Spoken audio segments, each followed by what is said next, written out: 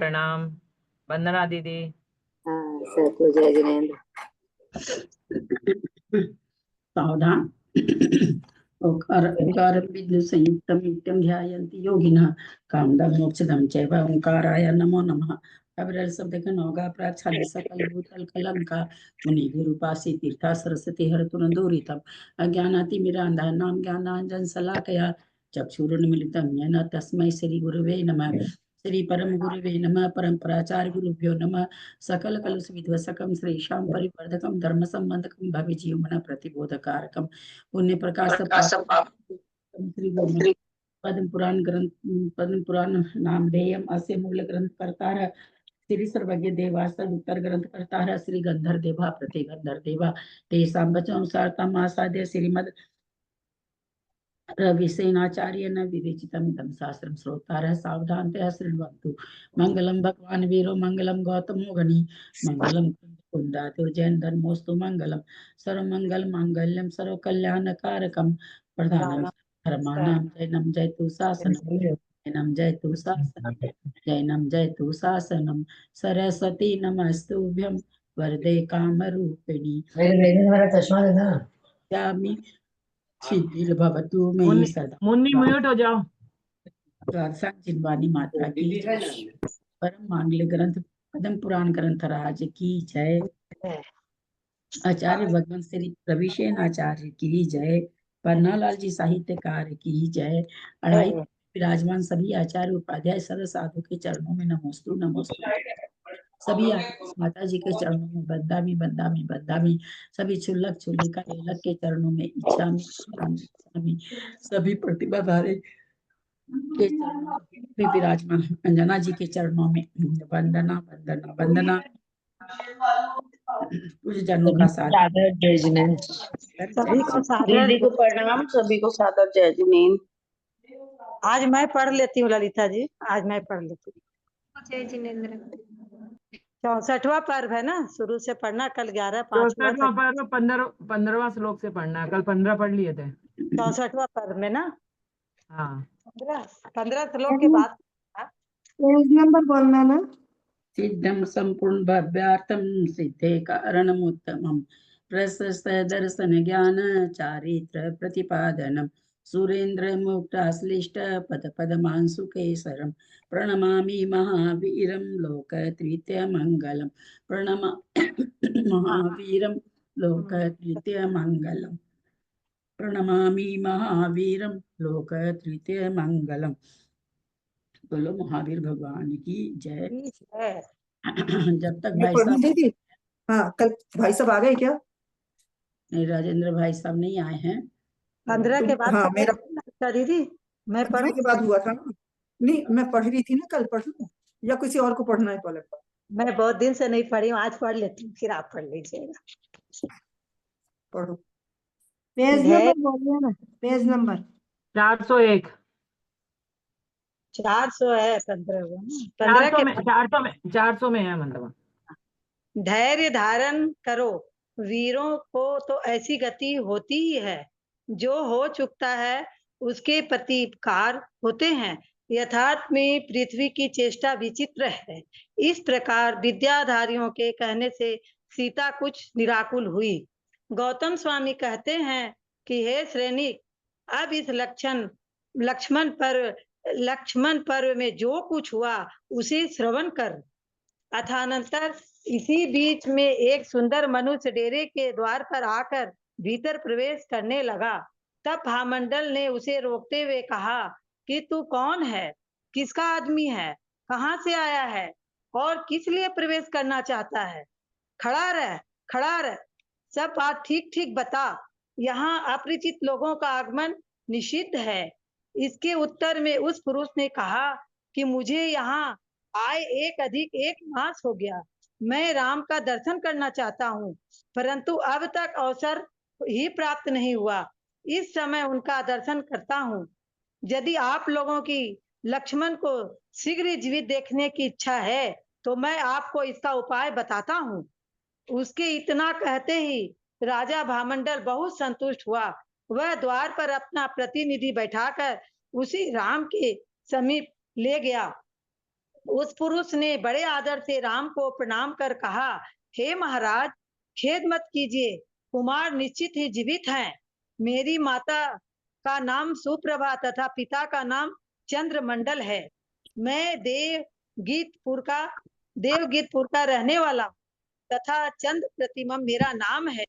किसी समय मैं आकाश में घूम रहा था, उसी समय राजा वेलाध्यक्ष के पुत्र सहस्त्र विजय ने, जो कि हमारा शत्रु था, मुझे देख लिया। तदंतर स्त्री संबंधी बैर का स्मरण कर वह क्रोध को प्राप्त हो गया, जिससे उसका मेरे साथ योद्धाओं को भय उत्पन्न करने वाला कठिन युद्ध हुआ।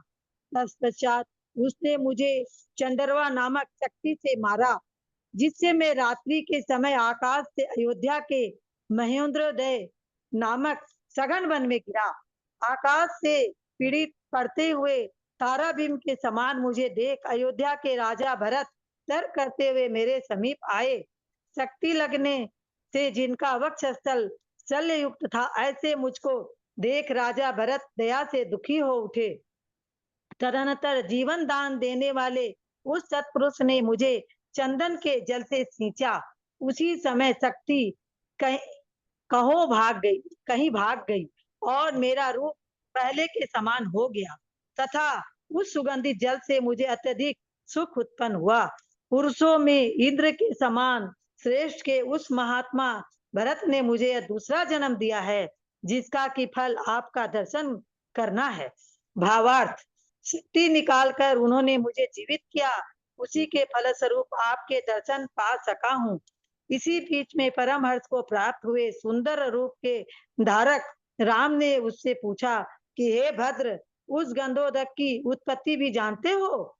इसके उत्तर में उसने कहा कि हे देव, जानता हूँ, सुनिए, मैं आपके लिए बताता हूँ। मैंने राजा भरत से पूछा था, तब उन्होंने इस प्रकार कहा था कि नगर ग्रामादिक से सहित यह देश एक बार जिनका प्रतिकार नहीं किया जा सकता था, ऐसे अनेक महारोगों से आक्रांत हो गया। उरोघात, जिससे वक्षस्थल, पसली आदि में दर्द होने लगता है। महादाह ज्वर, जिसमें महादाह उत्पन्न होता है। लाला परिस्राव, जिसमें मुंह से लार बहने लगती है। सर्वशूल, जिसमें सर्वांग में पीड़ा होती है। अरुचि, राजेंद्र भाई साहब आ गए हैं। राजेंद्र भाई साहब, जय जिनेन्द्र। छोड़ दूं बस? 1 मिनट, अभी वो ऑन नहीं किए हैं। जब तक ये पूरा कर लूं। हाँ ठीक है। पीड़ा, जिससे सर्वांग में पीड़ा होती है। अरुचि, जिससे भोजन आदि की रुचि नष्ट हो जाती है। छद्दी, जिसमें वमन होने लगते हैं। स्वयथु, जिसमें शरीर पर सृजन आ जाता है। और स्फुटक, जिसमें शरीर पर फोड़े निकल आते हैं, इत्यादि समस्त रोग उस समय मानो परम क्रोध हो रहे थे। इस देश में ऐसा एक भी प्राणी नहीं बचा था जो कि इस रोगों द्वारा गिराया न गया हो। क्या भाई साहब, आप आ गए हैं तो करिए। आप हाँ वीडियो वो ऑन नहीं किए। अरे प्रॉब्लम हो रही थी। अच्छा, मैं करूं? अच्छा छोड़ो। चालू रख, ठीक करता हूँ। हाँ हाँ चालू रखें। हाँ, बोले ना हाँ चालू। हाँ, थोड़ा चालू रखिए। हाँ चलिए। हाँ हाँ। केवल रोन मेघ नाम का राजा मंत्रियों, पशुओं तथा बंधु आदि परिवार के साथ अपने नगर में देव के समान निरोग बचा था, ऐसा मेरे सुनने में आया। मैंने उसे बुलाकर कहा कि हे मां, जिस प्रकार तुम निरोग हो गए हो, उसी प्रकार मुझे भी अविलंब निरोग करने योग हो। तदंतर उसने बुलाकर अपनी सुगंधित से दूर दूर तक के दिगमंडल को व्याप्त करने वाला जल मुझ पर सींचा और मुझे परम निरुक्ता प्राप्त करा दी। शुरू कर रहे हैं आप। ये पूरा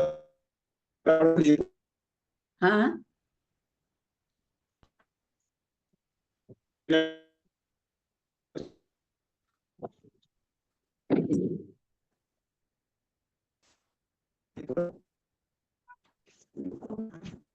उस उस जल से न केवल मैं ही निरोग हुआ, किंतु मेरा अंतःपुर, नगर और समस्त देश रोग रहित हो गया।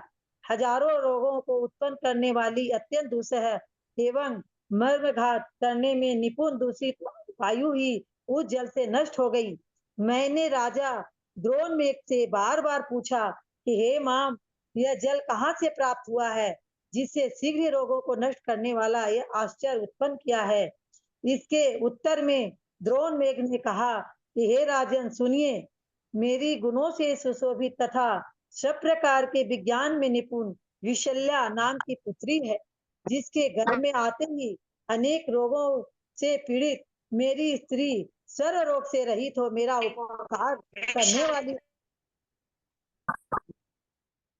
वह जिस शासन में आसक्त है, निरंतर पूजा करने में तत्पर रहती है, मनोहारिणी है और शेषाक्ष के समान सर्व बंधुजनों की पूज्या है।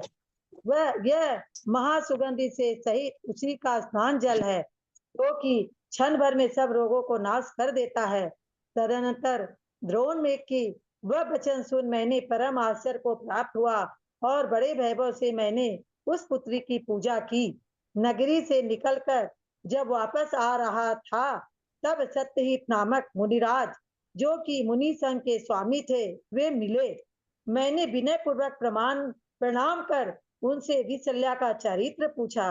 राजा भरत विद्याधर ने कहते हैं कि हे विद्याधर, तदंतर मेरे पूछने पर 4 ज्ञान के धारी महास्नेही मुनिराज विशल्या का दिव्य चारित्र इस प्रकार कहने लगे। ललिता दीदी वो पढ़ रहे हैं, उनका ठीक हो गया, वो कर रहे।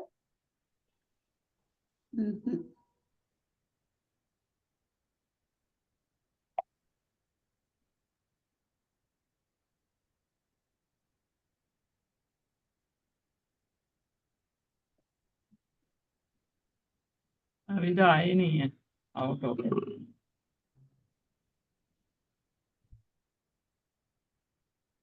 और पढ़ूं, थोड़ा पढ़ूं और विदेश क्षेत्र में स्वर्ग के समान पुंडरिक नाम का देश है। उसके चक्रधर नामक नगर में त्रिभुवनानंद नाम का चक्रवर्ती रहता था। उसकी यहाँ पर इसका शिल्या का वर्णन हुआ, मुनिराज ने विशल्या का वर्णन कर रहे हैं। उनकी अनंगतरा नाम की एक कन्या थी, जो गुण रूपी आभूषणों से सहित थी, कर्मों की अपूर्व सृष्टि थी और सौंदर्य का प्रवाह बहाने वाली थी। चक्रवर्ती त्रिभुवनानंद का एक पूर्णवर्षु नामक सामंत था, जो कि प्रतिष्ठपुर नगर का स्वामी था। काम से प्रेरित हो उस दुर्बुद्धि ने विमान पर चढ़ाकर उस कन्या का अपहरण किया। क्रोध से भरे चक्रवर्ती की आज्ञा पाकर सेवकों ने उनका पीछा किया और बहुत काल तक युद्ध कर उसके विमान को अत्यधिक चूर कर डाला। तदंतर जिसका विमान चूर चूर किया जा रहा था, ऐसे उस पूर्णवर्षु ने कन्या को विमान से छोड़ दिया, जिससे वह चंद्रमा की शरतकालीन कांति के समान आकाश से नीचे गिरी। पूर्णवर्षु ने के हाँ, द्वारा प्रणाम दीदी, जय जिनेन्द्र सभी को। की विद्या के सहारे स्वेच्छा से उतरती हुई वह स्वापद नामक 8वीं में आई। सभी को जय जिनेन्द्र भाई साहब। जय जिनेन्द्र दीदी। भैया जी को प्रणाम। हाँ, भैया जी मेरा रिजल्ट में नाम नहीं आया। आज रिजल्ट भेजा ना मैंने। मेरा भी नहीं कल आया, ही मैंने। मेरा भी नहीं आया इस बारी रिजल्ट में नाम। हर अच्छा, बारी आपका आता है। नाम नहीं है? शर्मिला हाँ जी। शर्मिला जैन बोल रही, मीरा रोड से। मैं कितने बजे सबमिट किया था आपने? मैंने कल रात में करीब 11:30 के करीब। 11:30 करीब किया था। नहीं, मैंने तो 9-10 के करीब किया था। 9 अच्छा, नाम नहीं है? 9-5 या 10 के करीब किया था, मतलब 9 बजे के आसपास किया था। कोई टेक्निकल प्रॉब्लम कुछ रही होगी, उसका कारण नहीं आया होगा आज। हो सकता है। हाँ हाँ। मंजू जी सभी का बहुमान है। प्रतिभाधारियों को सादर वंदना, दिल्ली आदरणीय वाली दीदी को मंजू जी, प्रणाम, सभी को जय जिनेन्द्र। दिल्ली अभी वाली बहुत ही मंजू जी सुंदर टॉप कर रही वर्णन हैं। सुन रहे थे, विशल्या का चरित्र का वर्णन पढ़ रहे थे, हम लोग सुन रहे थे। तो दिल्ली वाली मंजू जी करी है ना फर्स्ट, बधाई हो उनको। हाँ, दिल्ली की मंजू दीदी फर्स्ट भी आज था। धन्यवाद। बहुत बहुत बधाई। इससे पहले वाले में भी मंजू जी थी। हाँ हाँ हाँ, एक मंजू दीदी कलकत्ता में वो भी आती है, लेकिन वो परीक्षा नहीं दे रही है अभी कई दिन से। तो ये 63वां पर्व का आज हम लोग रिवीजन करेंगे। इसके पहले हम लोगों ने पढ़ा था कि लक्ष्मण रावण की शक्ति से मूर्छित हो गए थे युद्ध भूमि में, और लक्ष्मण के मूर्छित होने के बावजूद भी राम ने बड़ी ही पराक्रम के साथ रावण का सामना किया। उसे 6 बार रथ से रहित किया, 6 बार उसके धनुष को तोड़ा। उसके बावजूद भी रावण पराजित नहीं हो पा रहा था राम से। फिर राम ने रावण से प्रार्थना की कि यदि आपकी अनुमति हो तो मैं अपने भाई का मुख देखना चाहता हूँ उसके अंतिम समय में। और रावण ने प्रार्थना स्वीकार की। रावण युद्ध भूमि छोड़कर चला गया। यहाँ तक का वर्णन हम लोगों ने कल पढ़ा है। अब आगे आज पढ़ रहे हैं कि जिनका चित्त अत्यंत व्याकुल हो रहा था, पेज नंबर 396 में है। जिनका चित्त अत्यंत व्याकुल हो रहा था, जो शोक से पीड़ित हो रहे थे, ऐसे श्री राम उस स्थान पर पहुंचे जहां लक्ष्मण पड़े थे। युद्ध भूमि में जब तक युद्ध चल रहा था तब तक तो रामचंद्र जी उतने हतोत्साहित नहीं हुए थे। उन्हें शोक हुआ यद्यपि लक्ष्मण को मूर्छित होते देख, फिर भी बड़े पराक्रम से उन्होंने रावण को 6 बार रथ से रहित किया।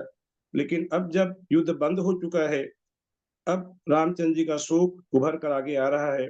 वे शोक से अत्यंत पीड़ित हो रहे हैं, और जिनका वक्षस्थल शक्ति से आलिंगित था, रावण की शक्ति ने लक्ष्मण के वक्षस्थल का मानो आलिंगन ही कर लिया हो। और ऐसे लक्ष्मण जो पृथ्वी तल के अलंकार स्वरूप थे, पृथ्वी के आभूषण रूप थे, ऐसे लक्ष्मण को जब राम ने देखा कि वह निश्चेष्ट मेरा भाई पृथ्वी पर पड़ा है, तो उसे देखकर राम अत्यंत व्याकुल हुए और वे मूर्छित हो गए। बहुत लंबे समय बाद जब राम को चेतना आई, तब महाशोक से युक्त और दुख रूपी अग्नि में जलते हुए राम घोर विलाप करने लगे। इसके पहले भी हमने राम के विलाप का वर्णन पढ़ा है कि जब सीता का हरण हुआ था तो राम उस वन में बहुत ही दुखी होकर के विलाप करने लगे, कई बार मूर्छित हुए। अभी यहाँ भी मूर्छित हुए हैं, और मूर्छित होकर जब वे सचेत हुए तो वे पुनः विलाप करने लगे। और वे कहते हैं कि हाय वत्स, लक्ष्मण को वत्स कहकर संबोधित किया, अर्थात हाय मेरा पुत्र की तरह मानते थे वे लक्ष्मण को कि हाय वत्स, तू कर्म योग से इस दुर्लंघ सागर को उल्लंघ कर अब इस कठिन दशा को प्राप्त हुआ है। तू सदा मेरी भक्ति में सचेष्ट रहता था और मेरे कार्य के लिए सदा तत्पर रहता था। तुम्हें कोई बात बोलने की देर थी कि वह कार्य लक्ष्मण का तुरंत पूरा हो जाता था। तो अब मुझे तू शीघ्र वचन दे, मेरे साथ अब वार्तालाप अभी भी कर। अब तू मौन से क्यों बैठा हुआ है? ऐसी क्या बात है? तू क्यों रूठ गया है मेरे से? यह तो तू जानता ही है कि मैं तेरा वियोग मुहूर्त भर के लिए भी सहन नहीं कर सकता हूँ। ऐसा राम कह रहे हैं कि राम लक्ष्मण के बिना रह नहीं सकते। अतः उठ, आलिंगन कर, तेरा वह आदर कहाँ गया कि तू मेरा जो आदर सत्कार करता था, आज तू इस प्रकार से निरादर होकर के मेरा निरादर क्यों कर रहा है? तू भूमि पर सोया हुआ है, मैं बार लक्ष्मण बार के तुझे बिना पुकार रहा हूँ। लक्ष्मण के बिना रह नहीं सकते थे, पर स्वयं हाँ। मौत से चले गए और लक्ष्मण जी बेचारे तीसरे नरक में पड़े हैं। ये तो ठीक बात है, कर्मों का यही खेल है। संसार की और देखिए ना, विचित्रता अब कैसी है अगले देखिए। हम लोग इसके बाद आगे पढ़ेंगे कि लक्ष्मण के साथ उनकी मोह की कैसी दशा हुई थी। ये भी वर्णन आगे पढ़ेंगे, सबको कथा मालूम ही है, फिर भी मैं कह देता हूँ कि 6 माह तक लक्ष्मण की लाश को लिए घूमते रहे। लक्ष्मण का दाह संस्कार उन्होंने नहीं होने दिया। और लक्ष्मण की भी मृत्यु किस प्रकार हुई कि लक्ष्मण की किसी देव ने परीक्षा की। किसी देव ने सुन रखा था कि दोनों भाइयों में इस प्रकार का स्नेह है आपस में, तो वे देव पृथ्वी पर आकर के उसने लक्ष्मण को समाचार सुनाया कि आपके बड़े भाई राम की मृत्यु हो चुकी है। उस समाचार को सुनकर लक्ष्मण को ऐसा आघात लगा कि लक्ष्मण की वहीं मृत्यु हो गई। और राम लक्ष्मण के मृत शरीर को नहलाते थे, उसे भोजन कराते थे, किसी भी हालत में उन्होंने उसका दाह संस्कार नहीं करने दिया। ऐसी ज्ञानी व्यक्ति की भी इस प्रकार की दशा हुई। वो 6 महीने तक उसे संजो के रखे उसकी लाश को, और अंत में स्वर्ग के देव जिन देवों का मनुष्य रूप में रामचंद्र जी ने उपकार किया था, एक तो था जटायु पक्षी, जिसका उपकार किया था, उसे नमोकार मंत्र सुना करके उसे सद्गति प्रदान की, और एक था कृतांत वक्त सेनापति रामचंद्र जी का। तो वे दोनों देव चिंता में पड़े कि रामचंद्र जी को क्या हो रहा है। वे पृथ्वी पर आए, मनुष्य का वेश धारण किया उन्होंने, और वे धारण करके वे चित्र विचित्र वे चेष्टाएं करने लगे। वे दोनों देव राम के सामने बंजर जो पत्थर की जमीन है, पत्थर की जमीन पर हल जोतने लगे। इस प्रकार के उन्होंने बहुत से मूर्खतापूर्ण कार्य जानबूझ कर करके दिखाए राम को। तो राम उनसे पूछते हैं कि भाई तुम इस प्रकार का काम क्यों कर रहे हो, आप लोग इस तरह का काम। तब वे दोनों देव कहते हैं कि यदि आप अपने भाई को जिंदा मान करके उसे 6 माह तक इस प्रकार रखे हुए हैं, तो हम क्यों नहीं कर सकते। ऐसा जब उन्होंने कहा, तब राम को प्रतिबोध प्राप्त हुआ और राम को वैराग्य हुआ। ये कहानी भी हम लोग, बहुत ही सुंदर कहानी है। अगले तीसरे भाग में ये कहानी आएगी, हम लोग पढ़ेंगे उस समय। तो जैसा कि भैया दीदी जी, ने कहा, सारे बलभद्रों का यही होता है। हाँ जी, कृष्ण जी को भी तो वो बलभद्र जी लेके घूमे थे। एक मिनट फिर से बोलिए। मैं पूछ रही थी, जो बलभद्र और नारायण होते हैं, तो सबके साथ यही होता है क्या? क्योंकि कृष्ण जी की उसको भी बलभद्र लेके घूमे थे ना, जज बॉडी हाँ, को। कृष्ण जी की भी कथा तो ऐसी ही है, ठीक ही कहा आपने। हाँ, बाकी ये सबके साथ ऐसी कथा होती है या नहीं होती है तो मेरे को नहीं मालूम दीदी, लेकिन कृष्ण जी के साथ भी तो ऐसा सुना है कि ऐसा हुआ उनका भी। हाँ, हम्म, मतलब इसीलिए मैं पूछ रही थी अपनी हाँ, जानकारी के। तो ये मोह की दशा बड़ी विचित्र होती है। तो राम को लक्ष्मण से बहुत भारी,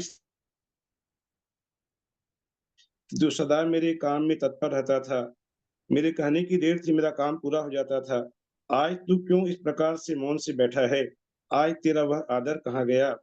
आज बाजूबंद से सुशोभित मेरी ये लंबी भुजाएं नाम मात्र की रह गई हैं, कि राम अपने पराक्रम को तुच्छ मान रहे हैं कि मेरे ये जो मेरा पराक्रम है, मेरी लंबी लंबी भुजाएं हैं, इनका क्या महत्व रह गया है। यदि मेरा भाई लक्ष्मण मेरे साथ नहीं है, तो तेरे बिना सर्वथा निष्फल और निष्क्रिय मेरी भुजाएं हो गई हैं। माता पिता और गुरुजनों ने तुझे धरोहर के रूप में बड़े प्रयत्न पूर्वक मुझे सौंपा था, अब मैं जाकर उन्हें क्या उत्तर दूंगा। मैं तो इस प्रकार शर्मिंदा होकर के मैं क्या मुंह लेकर के अपने माता पिता के पास जाऊंगा, कि मैं लक्ष्मण को खोकर उनके पास कैसे जाऊं। प्रेम से भरे लोग उत्सुक होकर मुझसे पूछेंगे कि भाई लक्ष्मण कहाँ है, तब मैं उन्हें क्या जवाब दूंगा। हे लक्ष्मण, तू वीर पुरुषों में रत्न के समान था, तो तुझे हराकर मैं पुरुषार्थहीन हुआ, मेरा सारा पुरुषार्थ नष्ट हुआ हो गया ही समझो। मैं अपने जीवन को भी नष्ट हुआ समझता हूँ। जीवन से भी उन्होंने आशा छोड़ दी, अपने जीवन से भी वे निराश हो गए।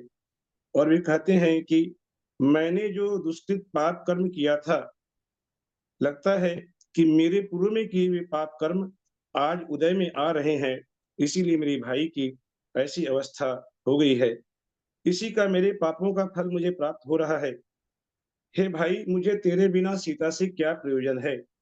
लक्ष्मण को अब सीता से भी कोई उत्सुकता नहीं रह गई सीता को प्राप्त करने में। किस लक्ष्मण की कीमत पर यदि सीता को प्राप्त कर लिया, तो फिर क्या उन्होंने ऐसा महत्वपूर्ण कार्य किया। वे अब बिल्कुल निराशा के गर्त में समा रहे हैं, और वे कहते हैं कि इस संसार में पुरुष को काम और अर्थ तथा नाना प्रकार के संबंध सब तरह सुलभ है। काम और अर्थ की संसार में कमी नहीं है, अर्थ भी है। यदि धन संपत्ति आदि लूट गई कोई बात नहीं, वह वापस से धन संपत्ति मिल जाती है, वापस से सब कुछ हो जाता है, सारे संयोग पुनः प्राप्त हो जाते हैं। लेकिन पूरी पृथ्वी में घूम करके भी ऐसा स्थान हम नहीं देख पाते हैं कि जहाँ खोया हुआ भाई, माता या पिता वे पुनः प्राप्त हो सकते हैं। ऐसा नहीं होता कि हमारी माता, यदि माता के साथ वियोग हो जाए तो कोई दूसरी स्त्री हमारी माता का रूप नहीं ले सकती, भाई का वियोग हो जाए तो दूसरा कोई भाई का रूप नहीं ले सकता। तो आज मैं जाऊं तो कहाँ जाऊं। अब वे अपने सहायकों को निर्देश देते हैं, रामचंद्र जी से विलाप करते हुए। जो सुग्रीव और भामंडल जो उनके परम सहायक थे, उनके आजू बाजू में ही जो रहते थे, उनको कहते हैं कि हे विद्याधरों के राजा सुग्रीव, तुमने अपनी मित्रता दिखाई, तुमने अपना कर्तव्य बहुत अच्छी तरह से निभाया है। अब तुम अपने देश जाओ, अब तुम्हारा यहाँ कोई काम नहीं है। अब आगे युद्ध करने का उत्साह उनमें समाप्त हो चुका था रामचंद्र जी में। और इसी तरह भामंडल को कहते हैं, जो कि सीता का भाई था भामंडल, कि हे भामंडल, तुम भी अपने देश जाओ, अब आप लोगों का यहाँ कोई काम नहीं है। इसमें कोई संदेह नहीं है कि मैं प्रिया जानकी के समान जीवन की आशा छोड़ कल भाई के साथ अग्नि में प्रवेश करूंगा। ऐसी उनकी विचारधारा इस स्तर तक पहुंच चुकी थी कि वे लक्ष्मण के साथ साथ अपने आप को खत्म करना चाह रहे थे। और उन्होंने कह दिया कि कल मैं, अर्थात अभी रात्रि का समय है, यह रात्रि के समय यह सब वार्तालाप हो रहा है, तो कल जब सूर्योदय होगा तो मैं भी अपने भाई के साथ अग्नि में प्रवेश करूंगा। हे विभीषण, तुझे सीता अथवा छोटे भाई के वियोग से उत्पन्न हुआ शोक उस प्रकार पीड़ा नहीं पहुंचा रहा है जिस प्रकार की तुम्हारा कुछ उपकार नहीं कर सकना। कि मुझे छोटे भाई के वियोग से भी उतनी पीड़ा नहीं हो रही है कि मेरा छोटा भाई आज भूमि पर पड़ा हुआ है, उससे ज्यादा पीड़ा मुझे क्या हो रही है कि तुम्हारे जैसे उपकारी का मैं कोई उपकार नहीं कर सका।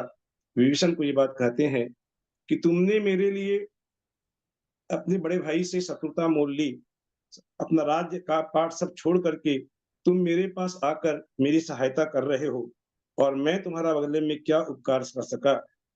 कि उत्तम मनुष्य के कार्य के पूर्व उत्तम, मध्यम और निकृष्ट तीन प्रकार की परिभाषा बता दो, किसी भी हालत में आने मत देना अभी लोगों यहाँ पर। कि उत्तम मनुष्य कार्य के पूर्व, कार्य होने के पहले ही उत्तम मनुष्य उपकारी को का बदला चुकाते हैं, और जो मध्यम दर्जे के मनुष्य होते हैं वे कार्य होने के पश्चात उपकार करते हैं। लेकिन कार्य होने के बाद भी जो उपकार नहीं करते हैं उन दुष्टों में नीचता का ही निवास समझना चाहिए। अर्थात अपने आप को वे दुष्ट की श्रेणी में मान रहे हैं कि तूने मेरा इतना उपकार किया, लेकिन उपकार करने के बाद भी मैं तुम्हारा कोई उपकार नहीं कर सका, बल्कि यहाँ पर युद्ध समाप्त करने की घोषणा करते हुए तुम सबको मैं वापस जाने के लिए कह रहा हूं, तो यह मेरी बहुत ही निष्ठापूर्ण कार्य है। हे विभीषण, तू साधु पुरुष है, तूने मेरा पहले उपकार किया था और मेरे पीछे अपने बंधु से विरोध किया है, फिर भी मैं तेरा कुछ उपकार नहीं कर सका। इससे मैं मन ही मन में, मेरे मन में बहुत अधिक संताप हो रहा है। हे भामंडल, हे सुग्रीव, शीघ्र ही चिता बनाओ, मैं परलोक जाऊंगा। आप दोनों अपने योग्य कार्य करो, जिसमें आपका कल्याण हो सो कार्य करो, और मेरी चिंता आप लोग छोड़ दो, मुझे मेरे हाल पर छोड़ दो। जो निराशा में समाये हुए मनुष्य की जिस प्रकार की मनोदशा होती है, उसी प्रकार से एक सामान्य मनुष्य की मनोदशा वहां पर राम की हो रही है। राम ने लक्ष्मण के उस मूर्छित शरीर को स्पर्श करने की इच्छा की। लक्ष्मण अभी मृत नहीं हुए हैं, लक्ष्मण के शरीर में प्राणों का स्पंदन जारी है, तो ऐसे मूर्छित लक्ष्मण को उन्होंने छूने की इच्छा की। तो जो महाबुद्धिमान जाम्बूनद है, जो पहले भी जो बहुत ही प्रवीण सभासद था रामचंद्र जी की सेना में, जाम्बूनद जो बहुत अच्छी सलाह दिया करता था, उसने कहा कि हे देव, दिव्य अस्त्र से मूर्छित लक्ष्मण को मत छुओ, कि यह लक्ष्मण कोई सामान्य अस्त्र से मूर्छित नहीं हुआ है, दिव्य अस्त्र इसको लगा है, आप इसका स्पर्श मत करो, क्योंकि ऐसा करने से प्रायः प्रमाद हो जाता है। इन दिव्य अस्त्रों की ऐसी ही स्थिति है। इसलिए हे राम, आप धीरता को प्राप्त हो, संकट की घड़ी में आप इस प्रकार की कातरता मत करो। विपत्ति में पड़े हुए लोगों के प्रतिकार इस संसार में अधिकांश विद्यमान है, कि बहुत से लोग हैं जो विपत्ति में पड़े हुए के उनका कुछ न कुछ रास्ता निकलता है। ऐसा है तो आप क्षुद्र मनुष्यों की तरह इस प्रकार विलाप नहीं करें, यह आपके लिए उचित नहीं है। हृदय को यथार्थ में धैर्य युक्त करना चाहिए, इसका कोई न कोई उपाय अवश्य होगा। ऐसा कोई नहीं है कि असंभव कार्य जो संसार में नहीं होता है। असंभव से असंभव कार्य का भी कहीं न कहीं कोई आशा की किरण मिल ही जाती है, कोई रास्ता मिल ही जाता है। तो आपका जो भाई है यह भी जीवित होगा। और ये बहुत अच्छा तर्क दे रहे हैं जाम्बूनद कि यह नारायण है, और नारायण का असमय में मरण नहीं होता, वो अपनी आयु पूरी होने के बाद ही उनकी मृत्यु होगी। तो आप ऐसी निराशावादी विचारधारा को त्याग करें और आगे हमें क्या करना चाहिए इस बात में चित्त लगाएं।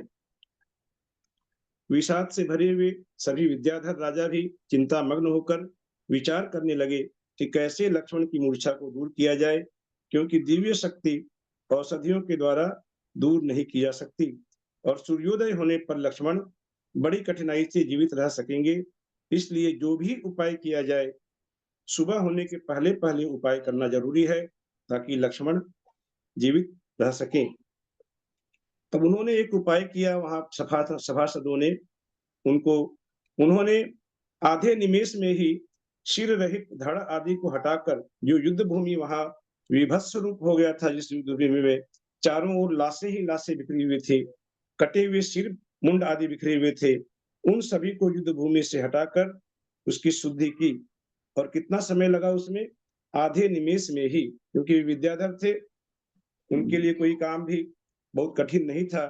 तो निमेष अर्थात पलक झपकाने का जो समय होता है, उस समय के आधे भाग में उन्होंने पूरी युद्ध भूमि की सफाई कर दी और उसे शुद्ध किया। वहां कपड़े के ऊंचे ऊंचे डेरे तथा मंडप आदि खड़े कर दिए गए। अब उस भूमि को उन योद्धाओं ने 7 चौकियों से युक्त किया, 7 भाग में उस युद्ध भूमि को बांट दिया। दिशाओं में आवागमन बंद कर दिया, अर्थात किसी का भी आना जाना वहां पर एकदम नो एंट्री लगा दी कि कोई न आ सकता है न जा सकता है। और कवच तथा धनुष को धारण करने वाले योद्धाओं ने बाहर खड़े रहकर उस युद्ध भूमि की रक्षा की। तो जो 7 चौकियों से युक्त कर दिया, अर्थात 7 गोपुर में उस युद्ध भूमि को भाग कर दिया। उन 7 गोपुरों में कौन से गोपुर में कौन सा योद्धा खड़ा है, ये वर्णन आगे आता है। ये कि प्रश्न का भी विषय होगा निश्चित रूप से, क्योंकि 40 श्लोक का ही यह पर्व है, तो किस गोपुर में कौन योद्धा थे यह प्रश्न आएगा।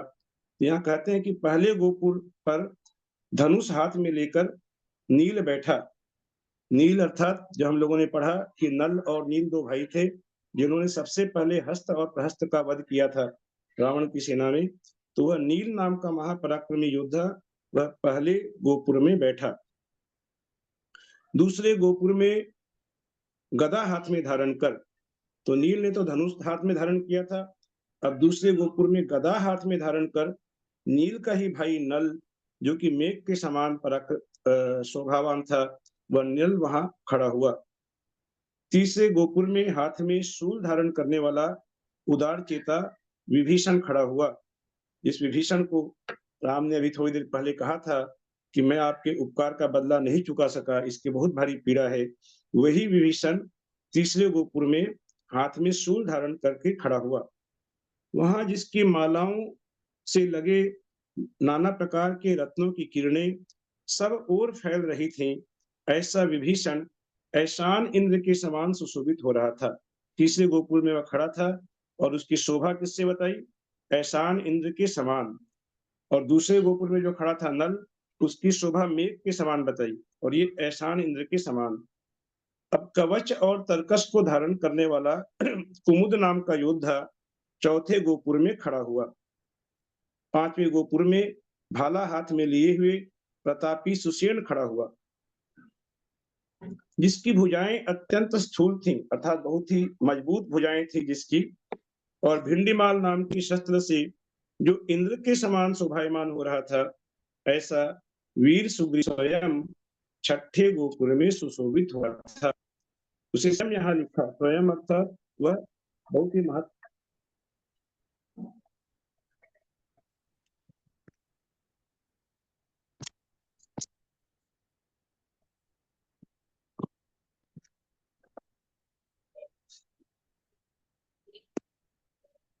ही महत्वपूर्ण योद्धा था। राम की सेना में कह सकते हैं कि उनके राइट हैंड है सुग्रीव। तो ऐसे सुग्रीव वह स्वयं वहां खड़ा हुआ, कहाँ? 6ठे गोपुर में खड़ा हुआ। थोड़ा सा तो बाद में करना है। 7वें गोपुर में बड़े बड़े शत्रु राजाओं की सेना को मौत के घाट उतारने वाला भामंडल, जो कि सीता का भाई था, वह तलवार खींचकर खड़ा था। इस प्रकार से 7 गोपुरों का यहाँ वर्णन हुआ कि कौन से गोपुर में कौन से बड़े बड़े योद्धा वे वहां पर पहरा दे रहे थे। अब दिशाओं का वर्णन कर रहे हैं कि उस युद्ध भूमि की जो चारों दिशाएं हैं उन दिशाओं में कहाँ कौन तैनात हुआ है। तो पूर्व द्वार के मार्ग में सर्व चिन्ह से चिन्हित ध्वजा को धारण करने वाला सरब पहरा दे रहा था। पश्चिम द्वार में जाम्बव कुमार सुशोभित हो रहा था और मंत्री समूह से युक्त उत्तर द्वार को घेर कर चंद्र रश्मि नाम का बाली का महाबलवान पुत्र खड़ा हुआ था। कि बाली जो थे, बाली के पुत्र का नाम बताया चंद्र रश्मि, तो वह चंद्र रश्मि उत्तर द्वार को घेर कर खड़ा था। इस प्रकार प्रयत्नशील विद्याधर राजाओं के द्वारा रची हुई वह भूमि निर्मल नक्षत्रों के समूह से आकाश के समान अत्यंत सुशोभित हो रही थी। कि थोड़ी देर पहले, निमेष मात्र पहले जो युद्ध भूमि अत्यंत विभत्स थी, जो चारों तरफ जिसके अंदर में शव बिखरे हुए पड़े थे, वह युद्ध भूमि अभी नक्षत्रों के समूह से आकाश के समान सुशोभित हो रही थी। इनके सिवाय युद्ध से नहीं लौटने वाले जो अन्य वानर ध्वज राजा थे, वे सब दक्षिण दिशा को व्याप्त कर खड़े थे। अर्थात पूर्व दिशा का वर्णन आया कि पूर्व दिशा में सरब था, पश्चिम दिशा में जाम्बव कुमार, और उत्तर दिशा में बाली का पुत्र चंद्ररश्मि, और दक्षिण दिशा में बाकी जो बड़े बड़े योद्धा थे, वे सभी योद्धा दक्षिण दिशा को व्याप्त कर खड़े हो गए। इस पर्व के सारांश रूप में गौतम स्वामी कहते हैं कि हे राजा श्रेणी, जिन्होंने इस प्रकार प्रयत्न कर योग्य रक्षा की थी, जिन्हें लक्ष्मण के जीवित होने में संदेह था, इसमें कोई वास्तविकता यही है कि वहां पर जितने भी थे वे सभी निराश हो गए थे। सभी को यह संदेह था कि लक्ष्मण शायद ही जीवित होंगे। ऐसे वे सभी योद्धा जो आश्चर्य से युक्त थे, बहुत भारी शोक सभी को हो रहा था, और वे मानी थे, अभिमानी राजा थे, वे सब राजा यथास्थान खड़े हो गए। अपने अपने स्थान पर वे अटेंशन मुद्रा में सब खड़े हो गए। अपने ही द्वारा अर्जित कर्म रूपी सूर्य के प्रकाश स्वरूप जो फल मनुष्यों को प्राप्त होने वाला है, उसे न मनुष्य दूर कर सकते हैं, न घोड़े, न हाथी और न देव। अर्थात कर्मों का जो फल जो प्राप्त होने वाला है वह प्राप्त होकर के ही रहेगा, उसे दूर मनुष्य नहीं कर सकते, ऐसा यह नियम है। तो कर्म रूपी इस सत्ता से सभी बंधे हुए हैं। यही यहाँ पर इस कहने का सार है कि लक्ष्मण जैसा महायोद्धा वह भी जब अचेत होकर के पृथ्वी पर पड़ा हुआ है, जिसके पराक्रम के इतने किस्से हम लोगों ने पढ़े इस पद्म पुराण में, और राम जैसे जो महाज्ञानी महापुरुष वे भी इस प्रकार शोक कर रहे हैं और चिता में समा जाने की बात कर रहे हैं, तो ये सब कर्मों के द्वारा अर्जित जो कर्म है उसी का फल है। यह गौतम स्वामी अंतिम उपदेश के द्वारा कह रहे हैं। अब इसके बाद अगले पर्व में, जो कि आज मैं सुन भी रहा था, पढ़ रहे थे दीदी, तो बहुत ही अच्छा लग रहा था। तो विशल्या का जो चरित्र है यह पढ़ा जाएगा। बहुत ही प्रेरणादायक और बहुत ही रोचक चरित्र है कि विशल्या जिसके स्नान जल से लक्ष्मण की मूर्छा दूर हुई थी, तो उसके स्नान जल में ऐसी क्या महिमा थी कि उसके स्नान से लोगों के रोग दूर हो जाते थे, बड़े बड़े रोग अनेक लोगों के दूर हो गए। उसकी क्या महिमा थी, ये सारी कथा हम लोग अगले पर्व में पढ़ेंगे। और वह विशल्या को ही युद्ध भूमि में लेकर आया गया। विशल्या के स्नान जल से लक्ष्मण की मूर्छा दूर हुई और वापस से लक्ष्मण पुनः संग्राम करने लगे, और उसी युद्ध भूमि में ही लक्ष्मण और विशल्या का वहां विवाह रचाया गया, और आगे चलकर विशल्या लक्ष्मण की पट्टरानी पद को प्राप्त हुई।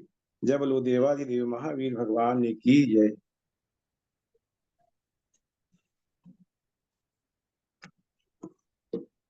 आज अभी आगे पढ़ेंगे क्या दीदी? ना जिनवाणी स्तुति कर लो। 7:45 बजे है अभी। बोलिए आप लोग। आज 9 बजे आएगा क्या? लिंक 9 बजे आएगा क्या भैया जी? 9 बजे नहीं, पेपर 8 बजे भेजेंगे ना। अच्छा, उसमें 9 बजे लिखा। हाँ, 8 बजे के कुछ पहले ही भेज दूंगा, 1 आज तो मिनट पहले। ठीक रहता है, हाँ, ज्यादा देर कर लीजिए जिनवाणी स्तुति, जब पहले ही भेज देंगे तो। जिनवाणी स्तुति कर लो। हाँ, यदर्थमात्रा पदवाक्यहीनं मया प्रमादादधि किञ्चनोक्तं तन्मे क्षमित्वा विदधातु देवी सरस्वती केवलबोधलब्धिं। बोधि समाधि परिणाम शुद्धि स्वात्मोपलब्धि शिव सौख्य सिद्धि चिंतामणिं चिंतित वस्तुदानी तामन्यमानस्य ममास्तु देवी जवाणी की ज्ञानते सुझे लोकालोक सोवाणी मस्तक लहि सदा देत हो धोख हे जिनवाणी भारती तो ही जपो दिन रैन जो तेरा शरणागहि सो पावे सुख चैन देव जो अरहंत को गुरु से हो निर्ग्रंथ दया धर्म पालू सदा यही मोक्ष का पंथ बुलगात सांगिनवाणी माता की जय। काय सरगम करो में हम।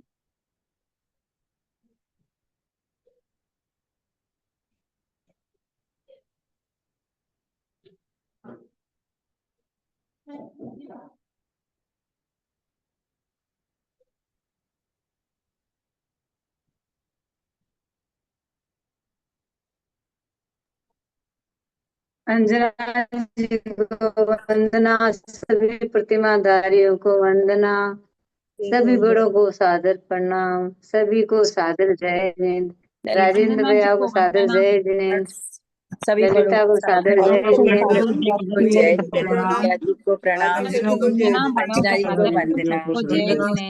सादर भैया वंदना। जी को और सभी को ललिता सादर दीदी जय को जिनेन्द्र। प्रणाम। आप सभी को जय जिनेन्द्र।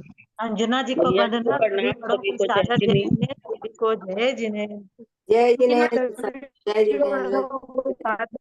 ललिता जी को दो करते हैं, अंजना जी को अंजना वंदना, जी को वंदना। भाई साहब को सादर जय जिनेन्द्र। अंजना जी को वंदना, आज की परीक्षा के लिए बहुत बहुत शुभकामनाएं। राजेंद्र भाई साहब से सादर जय जिनेन्द्र, सभी से सादर जय जिनेन्द्र। चलिए, बड़ी परीक्षा के लिए बेस्ट ऑफ लक। कौन आता है फर्स्ट? इसके बाद की डेट कब रहेगी दीदी? अब क्या परसों करना है क्या? इसके बाद अगला अगला रिवीजन? इसके बाद आज तो 62 का है ना परीक्षा, 63 की है। आज 62 है, 63 की तो वाचना चल रही है, समय लगेगा करने में। हाँ, तो यहाँ खाली 63 की है, 64। हाँ, आप बता दीजिएगा। कल हो जाए, पढ़ना हो जाएगा, कल 64 पढ़ना हो जाएगा। हाँ, थोड़ा सा मैसेज दे दीजिएगा तो बस उस हिसाब से हाँ। कर लेंगे। हाँ ठीक, ठीक कल हो जाएगा ठीक तो है। फिर परसों ले लीजिए पेपर। हाँ, एक बार थोड़ा सा मैसेज मेरे को दे दीजिएगा कब करना है। हाँ हाँ, मैसेज देंगे ना, कल अगर मैसेज। हो जाए तो फिर परसों कर लेंगे। हाँ हाँ बिल्कुल। ठीक है। जय हिंद सभी को। एंड कर रहे हैं। जय जिनेन्द्र। जय जिनेन्द्र, सबसे जय जिनेन्द्र।